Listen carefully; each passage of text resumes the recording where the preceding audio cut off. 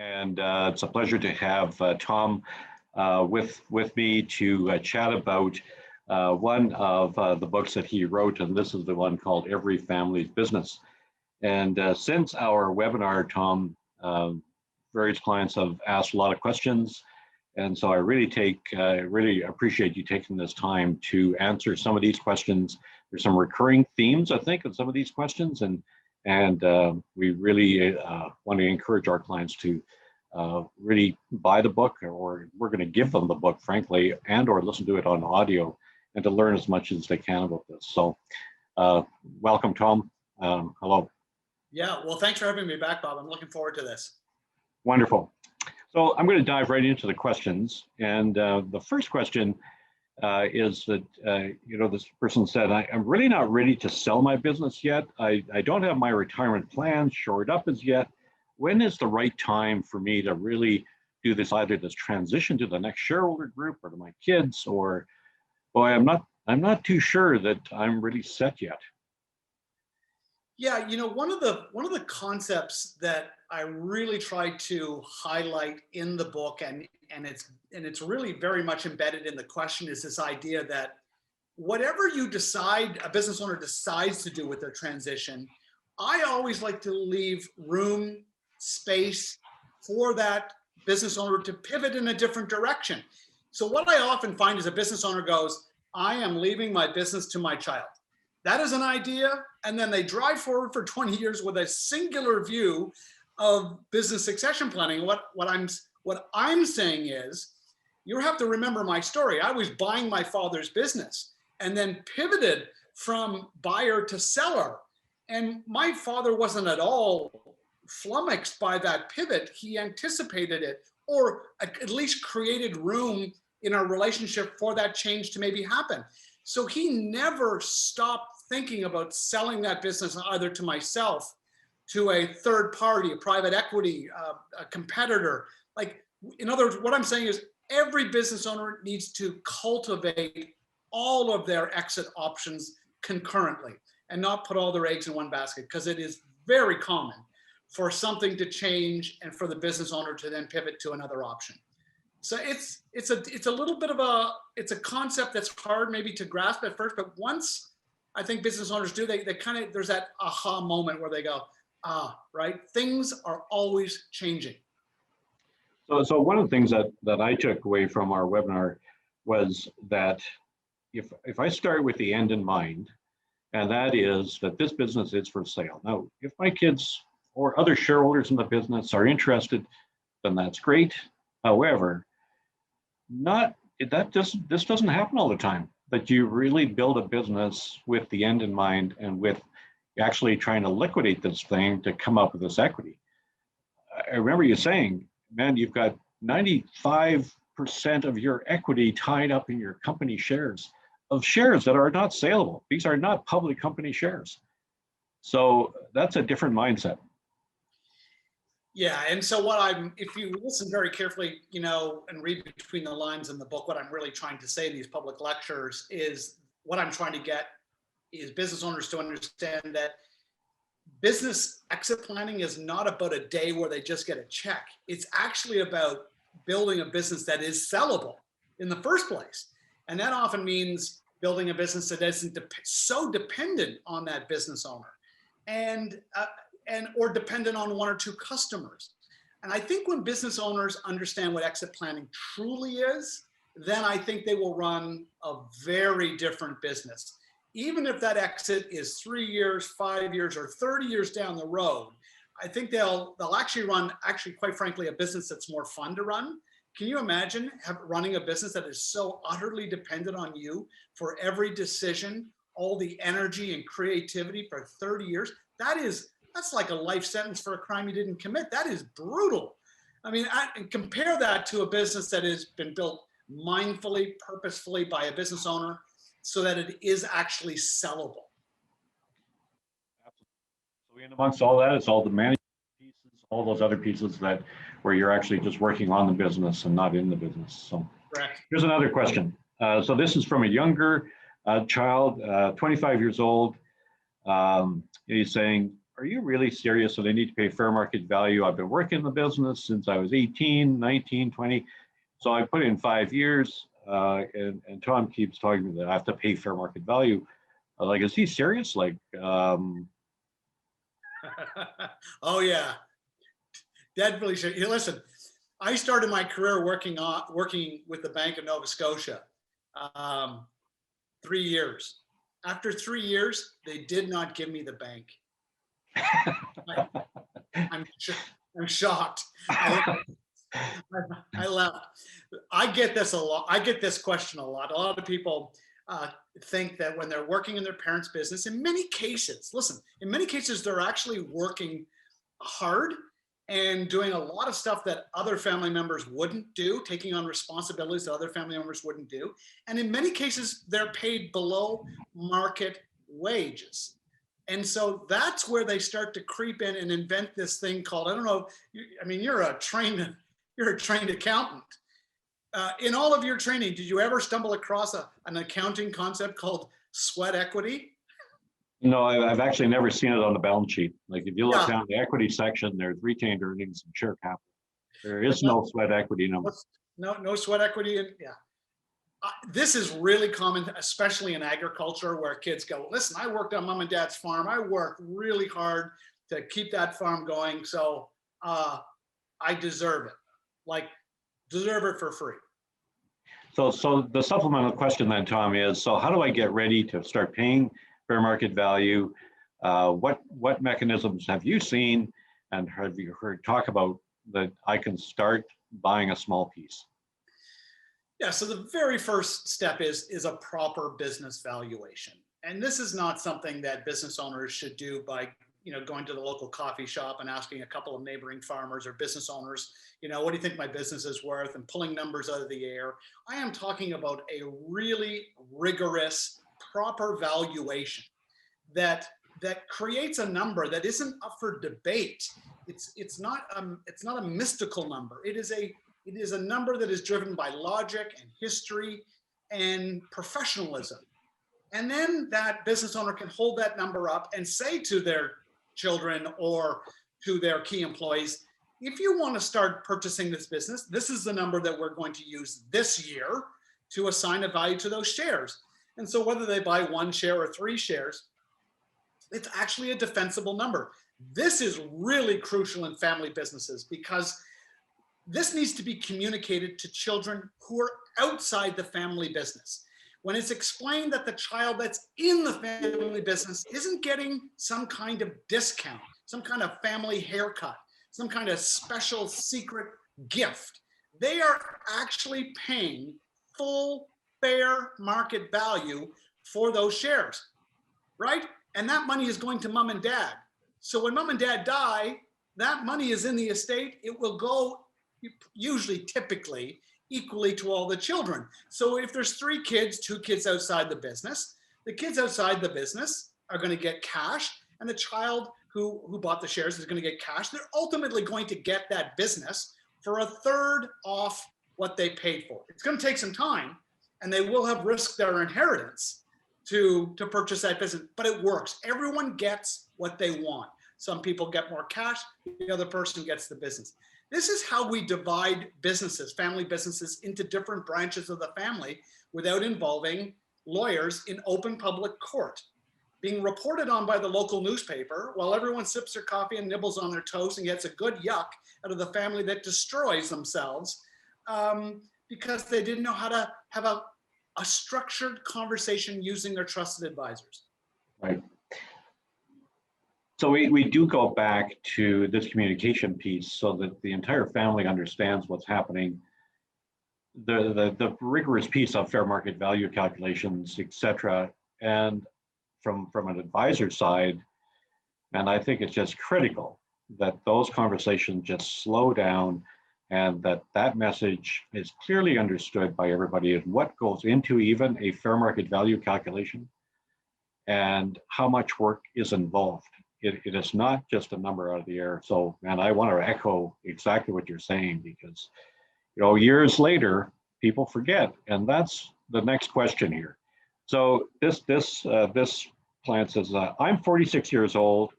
I bought my my parents' shares. They're now 100% paid for.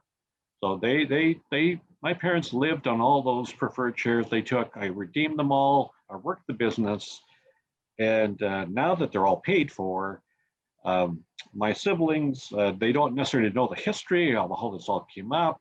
They weren't part of the fair market value calculations. And now that they see that, I actually sold the business, after that many years, I decided it was time to get out. I thought the risk in that industry was high, so I sold them. And now that my parents are dealing with their will and their siblings, my siblings are they're all chit-chatting. And as I understand it, I don't even know this, but as I understand it, I'm cut out of the estate because I got my piece. Like, this makes no sense. I worked my butt off and gave my parents their retirement piece. Like, what's gone wrong here, Tom? Well, in order for me to answer that question accurately, I need to know what the price of butter in Hungary is. Do you hear how absurd that question is? That's what that question feels like to me. I don't even know where to begin.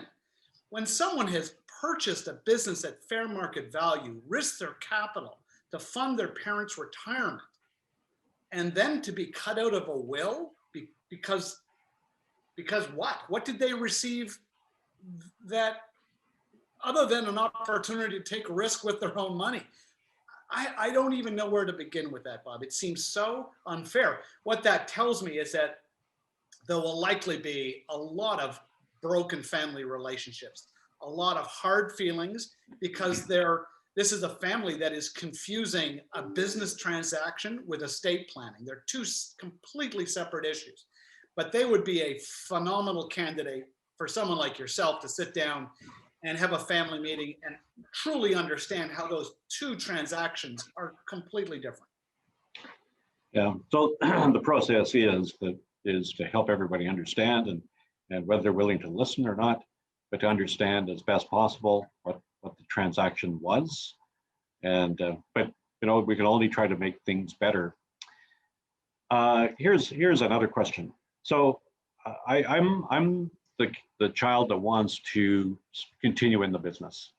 I also have several other siblings, and as I understand it, my parents offered them that they could also buy shares, and they're probably going to get some. I'm probably not going to be able to redeem all my parents' shares by the time they pass.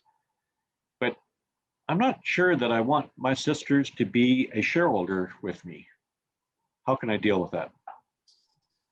Again, it's not a common problem, but it's an interesting one. And I would say, again, a really good family candidate to have a family meeting. One of the things that would strike me is that the sibling who is purchasing shares should insist on a shareholder agreement, and that any other shares that are gifted at the estate level would be, any of the recipients, beneficiaries of those shares should be bound by that shareholder agreement. And that shareholder agreement could then deal with that scenario. How could that business buy out? And again, working on proper valuations. Here we go again. We're right back to that, right? Not just pulling random numbers out of the air, right? Real logic, real discipline, real accounting. And I just think when families can have this big, open, transparent conversation and playing that what if game, when advisors say, okay, what if, Bill, you die and your shares transition to your children outside the business? What if, right? Play that what if game and do all that scenario role playing. And when families do that, they can really start to see where the gaps are in both their business succession plan and their estate plan, and start to plug those gaps with either solutions or conversations or products or whatever that is required. And that's just, and I'll say this, and I've said this in my book, the way in which we transition our gifts and our life's work, whether it be they businesses or cottages or art or cash, the way in which we gift, how we go about that methodically is actually more important than the gifts, the financial gifts themselves. Right. You had mentioned in this last little clip here, the shareholder agreement. Do you find that that's the best way to deal with this, or should I insist on my children have a prenup agreement or a postnup agreement, or is it best just to have a unanimous shareholder agreement to deal with issues, marital breakup or whatever it might be. Any comments there?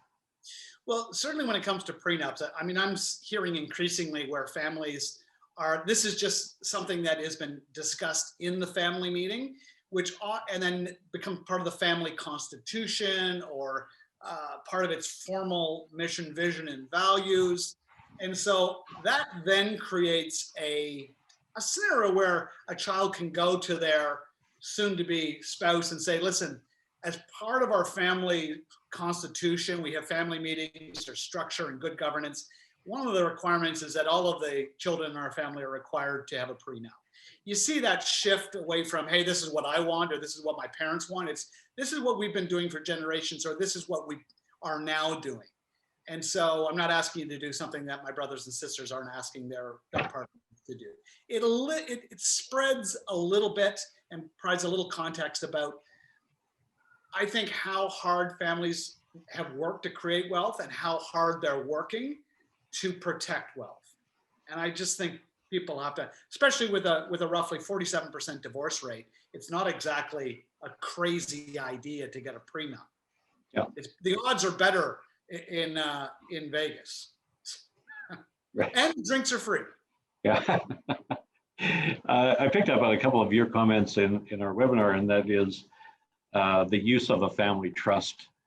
And so just remind us again of your views on the use of family trust. I think of all of the estate planning solutions available, certainly to Canadians, trusts are probably the most misunderstood and the most intimidating. There's just a lot of different kinds of trusts that are created inside the will that are triggered by death. There's trusts that are created outside the will, remainder trust, charitable trust. There are so many different kinds of trusts. People they're intimidated by the subject. I would, as we look to our neighbors in the South, where they have that extra layer of taxation, that death tax, trusts are used much more widely and are better understood. So I just say to Canadians, look, of all the areas, don't be intimidated. This is where you want to work with an advisor who can present, the range of options. And to make things easy, it's a little bit of a shortcut. If you're ever wondering if you need a trust, it's usually when you feel like the transition of wealth to someone, there is causing some concern because you have a lack of trust. So there's something going on. There's a child being married to maybe, someone who's got a spending problem, or there may be an addiction issue, or you have minors. Let's remember, you die without a will, you die without a trust. You have a lot of kids at 18. The law says at 18 they become adults. There isn't a category in the law that says, well, they're young adults, right? 18, 81, they're adults. And there are children getting significant intergenerational gifts, wills, trust funds that have been so poorly conceived and not communicated. Bob, I don't know about you, but I know what I would have done with $5 million when I was 18. And it is not pretty. Yeah. Oh, absolutely. And getting ready for just making sure I got all my questions ready for you and things, I just have to remind myself is that the fastest way to grow wealth within a family group, or it not necessarily being an employee. So going into business is extremely exciting, and being that entrepreneur is that excitement piece that all of us love to build something. We're now just talking about the exit side and making sure that we get the most out of the far end. I just always want to reinforce the idea that this is the exciting piece, but it's also exciting to think about this far end just as you're describing it. So I'll just leave the last word to you. Any last questions that you hear a lot of that perhaps I just haven't asked you yet? Well, as you know, Bob, I ran a family business and sold a family business, and that business is still operational. So it does beg the question: is that business our legacy? Did our legacy die the day that we sold it? I mean, does it mean that unless that family owns that asset, it can't be a legacy? I mean, Our new owners came along, billion-dollar company with huge global reach. They've taken our energy, creativity, hard work, and they've taken it and they've done some really amazing things with it, things that we couldn't have done. So I don't know, are we a failed family, a lost legacy, broken dreams?